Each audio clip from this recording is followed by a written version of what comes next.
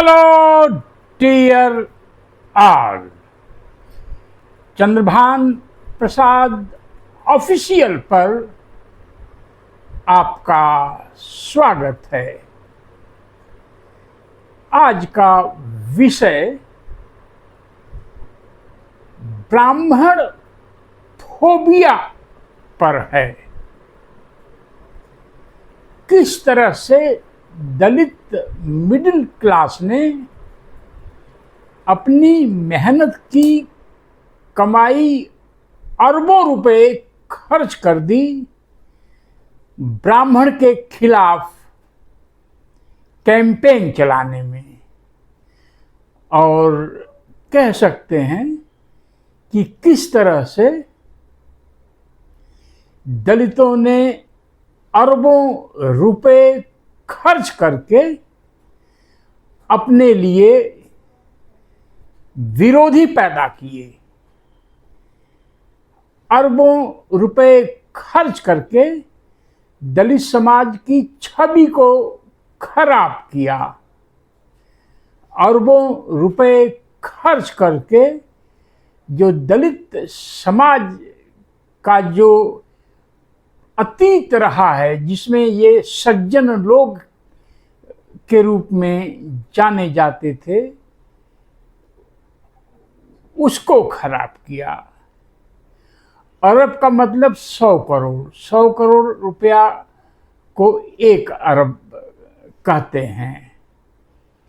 Phobia का मतलब डर होता है। जैसे किसी को हाइट की फोबिया होती है, यानी ऊंचाई पर कोई बहुत ऊंचे पहाड़ पर चढ़ जाए तो कुछ लोगों में गिर जाएंगे, डर एक पैदा हो जाता है। कुछ लोगों को पानी की फोबिया है, बहुत बड़ा सामने समुद्र है तो उससे डर लगने लगता है। कुछ लोगों को सांप की फोबिया होती है, यह जानते हुए कि ये प्लास्टिक का सांप है और उनके ऊपर फेंक दिया जाए तो उनको एक स्प्लिट ऑफ सेकंड्स के लिए डर, सिहरन पैदा शरीर में हो जाती है। मैंने ये 1-2 बात अपने लाइफ के किसी मोड़ पर यह जरूर सुना है कि ब्राह्मण दिखे और सांप दिखे, जहरीला नाग, तो किससे पहले निपटना चाहिए? तो बहुत सारे लोग कहते थे पहले ब्राह्मण से निपटना चाहिए। यह जरूरी है कि यह सही है कि हजारों साल से जो जातीय शास्त्र बने हैं उसको ब्राह्मण ने बनाया है, ब्राह्मणवाद को ब्राह्मण ने फैलाया है, दलित जाति व्यवस्था को धार्मिक व्यवस्था के रूप में ब्राह्मण ने फैलाया है।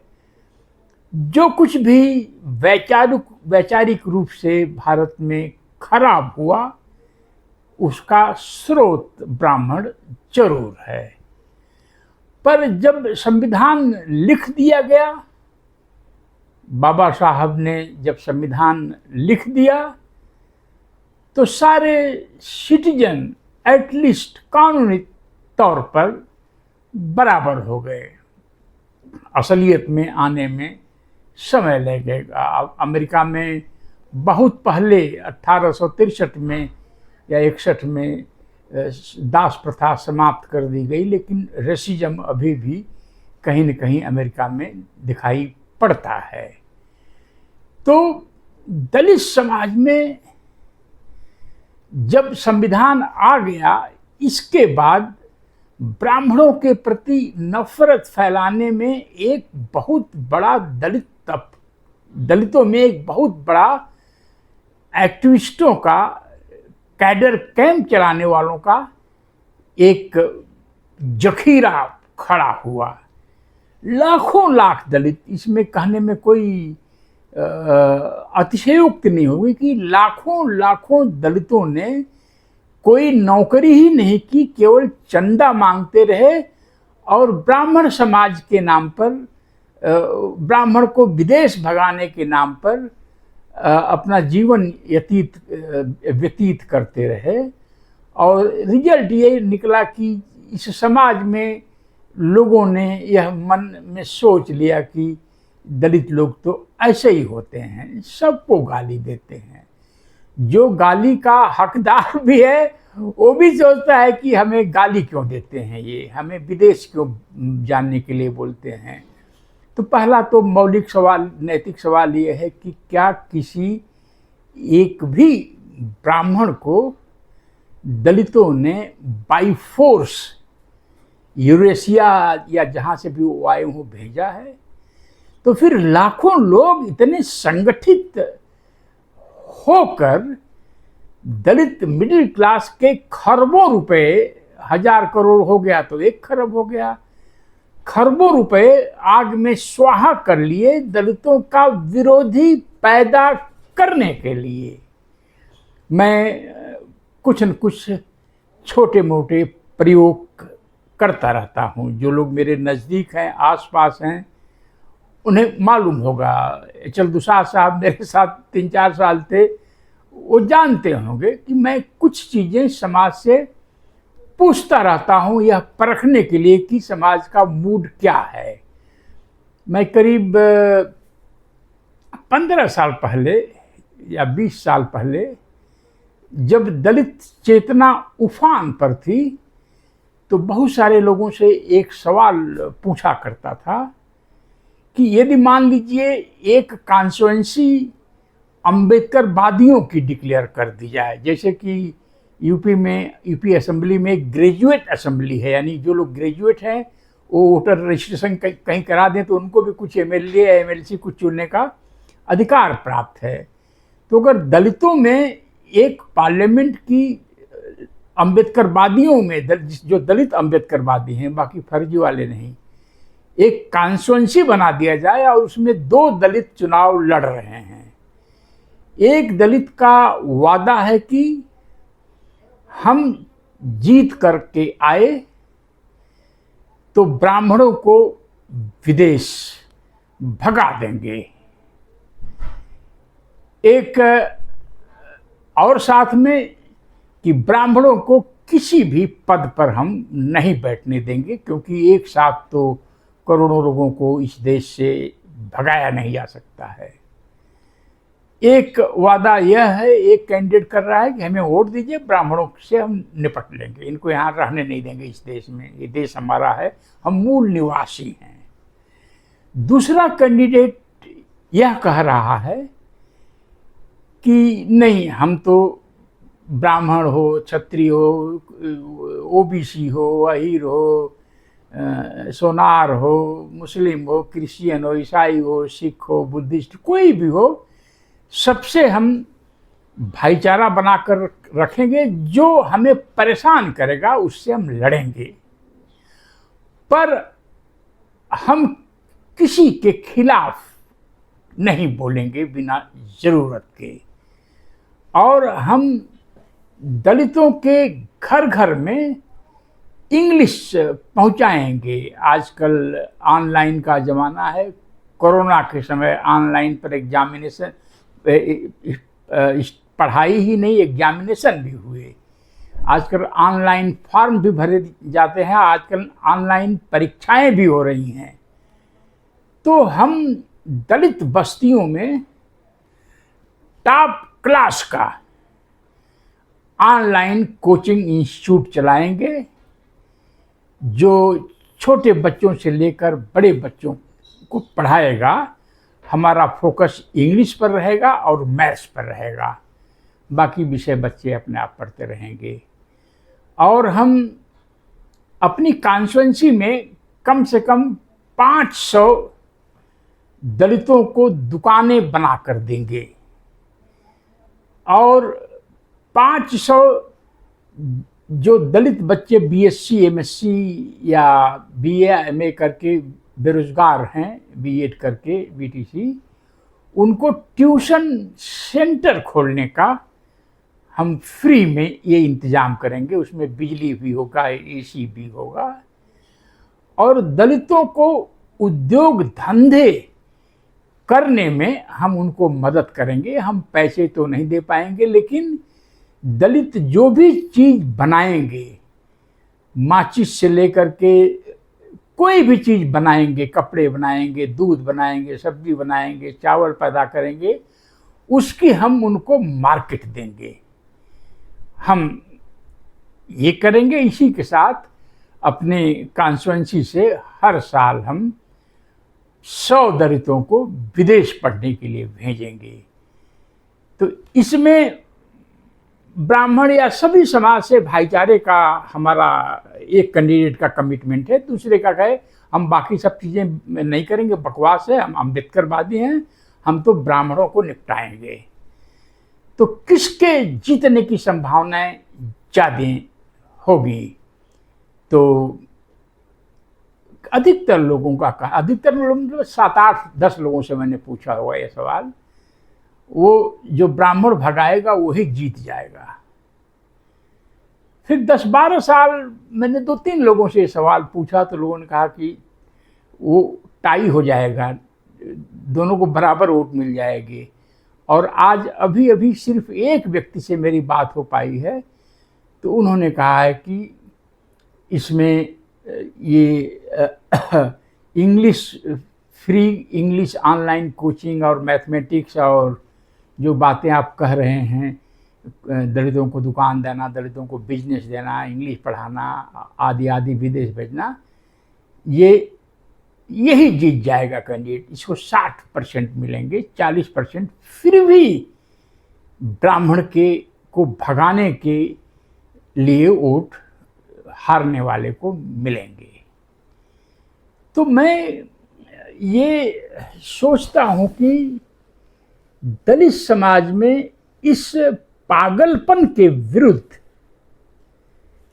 क्या कोई कॉन्फ्रेंस वगैरह किसी ने, जो अपने को बहुत ही बड़ा निडर अम्बेडकरवादी समझता हो, कहीं ऑर्गेनाइज किया है कि जो लोग इस तरह की बेकार की बातें करते हैं उनको हम समाज से, अपने समाज के भीतर आइसोलेट करेंगे, उनसे प्रश्न पूछेंगे कि इन करोड़ों ब्राह्मणों को कहाँ भेजोगे आप, किस देश से आए हैं, कौन देश इनको स्वीकार करेगा कि ये हमारे नागरिक थे। जो भी माइग्रेशन की बात है, जो इतिहास इसका है, यह जो कुछ भी पॉपुलेशन की अदला बदली हुई है, ट्रांसफर हुआ है, यह पाषाण युग के पूर्व हुआ है, जब लोग झुंड का झुंड इस कॉन्टिनेंट से उस कॉन्टिनेंट जाते थे जानवरों के साथ। जब से गांव बसने लगे तब से ये जो है पॉपुलेशन माइग्रेशन या ट्रांसफ़र कम हो गया, फिर धीरे धीरे बंद हो गया। तब कोई राष्ट्र नहीं था, तब कोई देश नहीं था, देश का नाम नहीं था, कोई सरकार नहीं थी। यह लगभग प्री हिस्टोरिक बात है ये। तो फिर दलित समाज में इतने पढ़े लिखे लोग, इतने graduates, post graduates, IAS, IPS, PCS, foreign service, engineers, doctors, teachers, professors, इनमें से कोई ऐसा नहीं निकला जो ये कहे कि हमारे समाज को पीछे ले जाने वाली ये शक्तियां हैं, इनसे समाज को सावधान रहना चाहिए। मुझे मालूम है कि मेरे इस बात से बहुत सारे लोग जिन्होंने अपना जीवन खपा दिया है ब्राह्मण भगाने में, वो नाराज हो जाएंगे। आप मेरे चैनल पर जो कमेंट आते हैं तो इसमें से कुछ जले हुए लोग हैं, वो किसी न किसी बहाने कुछ नाम रख करके कोई न कोई आलोचना ढूंढते हैं। तो इससे मुझे कोई बहुत ज़्यादा फर्क नहीं पड़ता है, क्योंकि जितना अपमान सहना पड़ा है वह मैं देख चुका हूँ। मैं 2002 में जब दलित पूंजीवाद का नारा दिग्विजय सिंह साहब के साथ मिल के लगाया, तब से मेरे ऊपर बहुत सारे लोग खफा हो गए थे कि दलितों का बनियाकरण किया जा रहा है। फिर बाद में मैंने देखा दलित संगठनों में, दलित परिवारों में जो स्प्लिट्स होते हैं उसमें अक्सर पैसे, जमीन जायदाद कारण होते हैं। तो अगर पैसे, वेल्थ, जमीन जायदाद इतने बड़े फैक्टर्स हैं कि भाई भाई से अलग हो जाता है, जो एक माँ के पेट से पैदा हुए हैं, तो फिर जब मैं यह कह रहा था कि दलितों बिजनेस करो, छोटा ही बिजनेस करो लेकिन शुरू कर दो बिजनेस, तो फिर समाज मेरे खिलाफ क्यों हो गया। मैंने एक अपने घर पर पार्टी की थी, बहुत माने जाने लोग उसमें आए थे। उसमें मैंने आइंस्टाइन और डॉक्टर अंबेडकर में एक समानता ढूंढी थी और मैंने कहा कि दलितों को आइंस्टाइन का बर्थडे मनाना चाहिए। जैसे बाबा साहब सिंबल ऑफ नॉलेज हैं, वैसे साइंस के क्षेत्र में अल्बर्ट आइंस्टाइन सिंबल, नॉलेज के सिंबल हैं। तो बहुत सारी अपमानजनक बातें मेरे खिलाफ कही गई।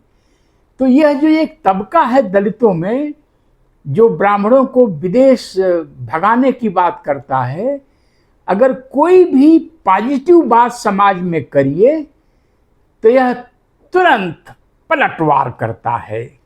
इसकी एक वजह तो जो एक मानव के नाते मैं समझ सकता हूँ, एक वजह तो ये है कि जो काम ये नहीं कर पाए, जैसे कि बिजनेस करो, इंग्लिश पढ़ो, मैथमेटिक्स पढ़ो, विदेश जाओ, जो काम ये नहीं कर पाए इसको कोई और कर रहा है तो इनको एक तरह का डिस्टरबेंस इनमें पैदा होता है कि अरे कल मुझे लोग कहेंगे कि ये तो बेकार का हमारे यहाँ से चंदा लेते रहे और उल्टा काम करते रहे।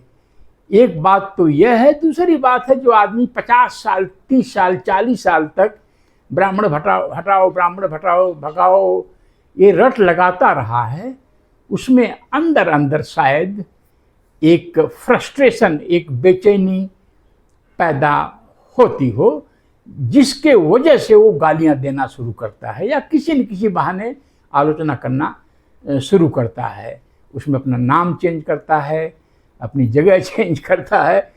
तो मैं एक बार फिर से यह दोहराना चाहूँगा कि दलितों ने अरबों रुपए ब्राह्मण के नाम पर, ब्राह्मण विरोध के नाम पर खर्च किया है। ब्राह्मण फोबिया, यानी दलित मिडिल क्लास में ब्राह्मण की डर दिखाकर लोग दलित मिडिल क्लास की जेब खाली करते रहे और अपना जीवन चलाते रहे, खुद छोटा मोटा व्यवसाय करने की बजाय चंदे पर जीते रहे। तो ये दलित ब्राह्मण फोबिया जो है ये बहुत ही डेंजरस ट्रेंड है। हमें दलित समाज का जो हिस्ट्री है, इतिहास है, जो हमारा अतीत है, उसमें दलित समाज न तो भीख मांगने के लिए जाना जाता है, दलित समाज न तो वैश्यावृत्ति के लिए जाना जाता है, दलित समाज न तो चोरी के लिए जाना जाता है। हो सकता है थोड़ा बहुत पासी लोग और पासवान लोग करते रहे हों। तो ये जो है, ये जो हमारा जो मेन कैरेक्टर है कि ये भले लोग हैं, इनकी जुबान सही है, ये किसी के खिलाफ नहीं बोलते हैं, संघर्ष करते हैं जरूर।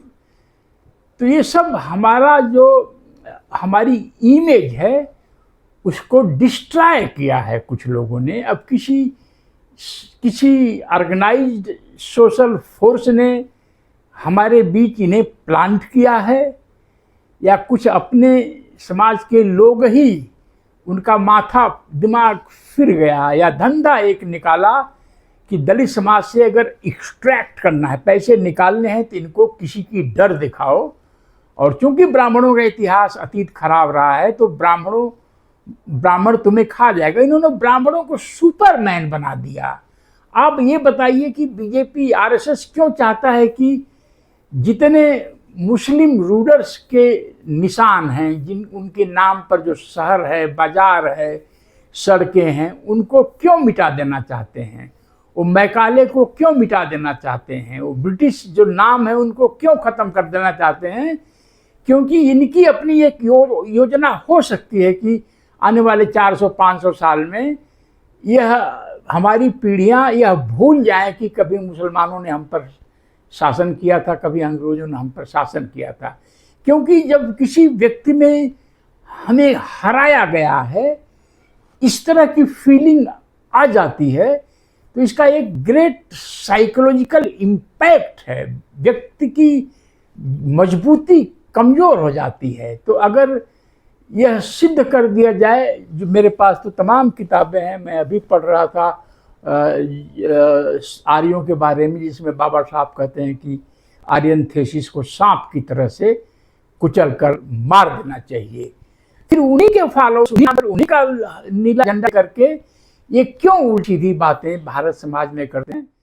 आपको अगर यह बहस, किसी न किसी को तो पत्थर खाने हैं समाज में, किसी न किसी को मुंह खोलना पड़ेगा, किसी न किसी को सच बोलना पड़ेगा।